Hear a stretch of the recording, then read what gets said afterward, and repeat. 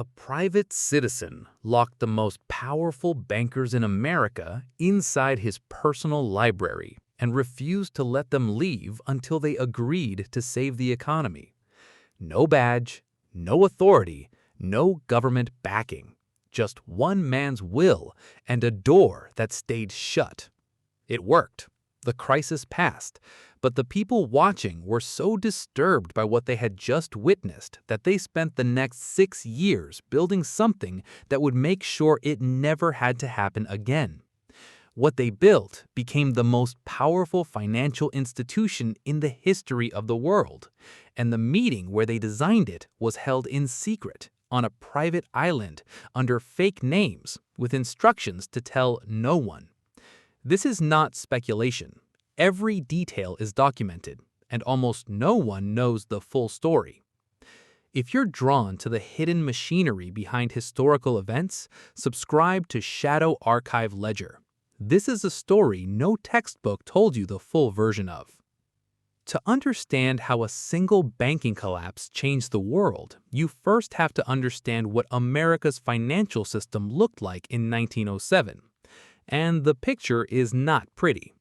The United States, the largest industrial economy on Earth at that point, had no central bank. It had no lender of last resort. It had no coordinated system for managing liquidity during a crisis. What it had was a patchwork of thousands of independent banks, each operating under different state laws, each holding its own reserves, each entirely on its own the moment panic set in. This wasn't a design flaw that had gone unnoticed. Congress had debated central banking for decades, but the very idea of a central bank carried deep political baggage in America. Andrew Jackson had destroyed the Second Bank of the United States back in 1836, and the memory of that fight still shaped public opinion 70 years later. To many Americans, a central bank meant concentrated power. It meant Wall Street controlling Main Street. It meant a small group of wealthy men with their hands on the levers of the entire economy. So nothing was done, and the system held, barely, through a series of smaller panics in the 1870s, 1880s, and 1890s. Each time it recovered. Each time the lesson went unlearned, and each time the structural weakness grew a little worse. By 1907, the system was overdue for a reckoning. The trouble began, as financial crises so often do, not with a collapse, but with a gamble. In October of that year, a speculator named F. Augustus Hines attempted to corner the stock of a copper mining company called United Copper. The scheme failed almost immediately. Within days, Hines's brokerage firm collapsed. The banks associated with him began to wobble. And then, almost overnight, depositors across New York City began to panic. The specific institution that became the flashpoint was the Knickerbocker Trust Company, one of the largest trust companies in New York. Trust companies at the time existed in a gray regulatory zone. They performed many of the same functions as banks, but were subject to far fewer reserve requirements. When rumors spread that Knickerbocker had ties to Hines's failed scheme, depositors descended on its doors demanding their money. On October 22, 1907, the Knickerbocker Trust suspended payments. In a single day, depositors had attempted to withdraw more than $8 million. The panic spread like fire through dry grass. Within hours, other trust companies and banks were facing their own runs. Financial institutions that had nothing to do with Hines or Knickerbocker were being drained of cash simply because frightened depositors didn't trust anyone anymore. This is the brutal arithmetic of a bank run. The fear of collapse causes the collapse. And that's when one man made a decision that changed everything. John Pierpont Morgan was 70 years old in 1907. He was arguably the most powerful private financier in American history, a man who had personally reorganized the railroads, created U.S. Steel, and a decade earlier had even lent money to the federal government itself during a gold reserve crisis. Morgan was not a likable figure. He was imperious, secretive, and enormously wealthy. but he understood with unusual clarity exactly what was happening and exactly what needed to be done. He convened the city's most powerful bankers and trust company presidents in his private library on 36th Street, a Renaissance-style building filled with rare manuscripts and art, which tells you something about the world he inhabited. He organized pools of money to shore up failing institutions. He personally decided which banks deserved to be saved and which would be allowed to fail.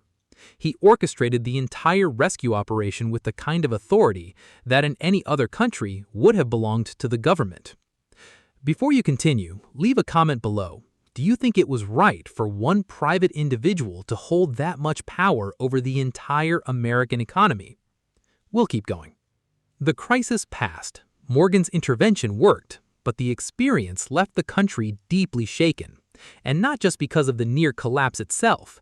What disturbed thoughtful observers most was the realization that the stability of the entire American financial system had depended on the personal judgment and personal fortune of a single 70-year-old banker. What would happen when Morgan was gone?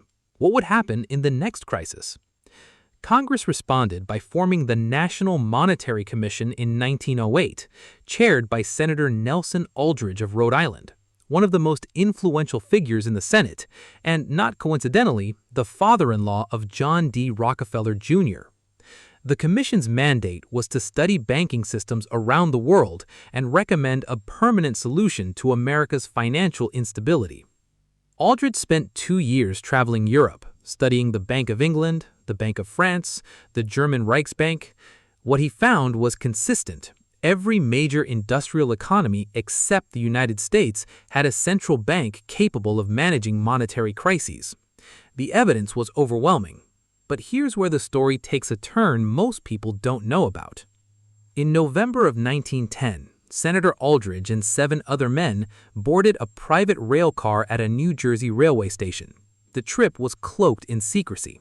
The men used only first names. They told no one where they were going. Their destination was Jekyll Island, Georgia, a private resort accessible only by boat, where they would spend 9 days drafting what would become the blueprint for the Federal Reserve System. The participants included Aldrich himself, Henry Davison, a senior partner at J.P. Morgan & Co., Frank Vanderlip of National City Bank, Paul Warburg, a partner at Kuhn Leb & Co., and one of the foremost banking theorists of the era, A. Piatt Andrew, Assistant Secretary of the Treasury, Charles Norton of First National Bank of New York, and Benjamin Strong, also of J.P. Morgan. Between them, they represented an estimated 1/4 of the entire world's wealth. That figure comes from Frank Vanderlip himself, who wrote about the meeting in the Saturday Evening Post in 1916.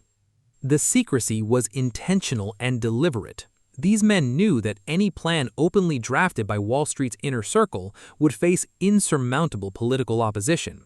The populist anger that had killed earlier central banking proposals hadn't gone anywhere.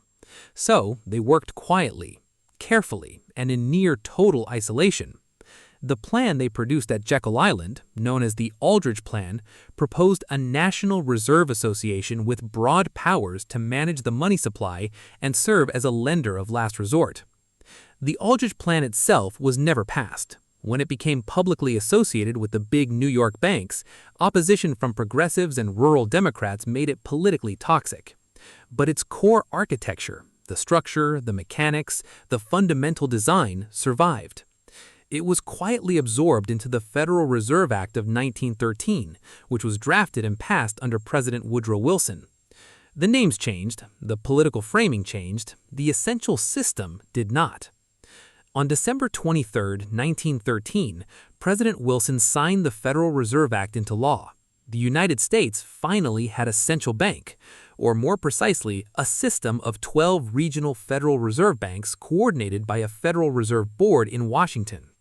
It was a political compromise, structured to address fears of concentrated power, but its purpose was clear. Never again would the country face a 1907-style crisis without an institutional mechanism to respond. What's remarkable about this story, and what history tends to flatten, is the chain of causation. A failed copper stock scheme by a minor speculator in New York triggered a chain reaction that brought down a major trust company, sent panic spreading across the financial system, required the personal intervention of the most powerful private banker in the country to prevent complete collapse, prompted a congressional investigation, sent a senator to Europe to study foreign banking systems, produced a secret 9-day meeting on a Georgia island, and ultimately resulted in the most significant transformation of American monetary policy since the Civil War, all within 6 years. The Panic of 1907 exposed something that American political culture had spent decades refusing to accept, that a modern industrial economy cannot function without a coordinated monetary authority. The libertarian ideal of a financial system without central oversight collided with reality in October of 1907, and reality won. J.P. Morgan died in March of 1913. 9 months before the Federal Reserve Act was signed. He never saw the institution that his intervention had helped make necessary. The most powerful financial institution in human history wasn't built by visionaries in an open democratic process. It was built in 9 days on a private island by men who gave each other fake names. And it happened because one panicked depositor on a New York sidewalk in October 1907 decided he couldn't trust the bank with his money anymore. He was right, and that moment of fear changed everything. If you want more stories like this, the hidden decisions, the forgotten crises, the real machinery behind history, subscribe to Buried in Time channel.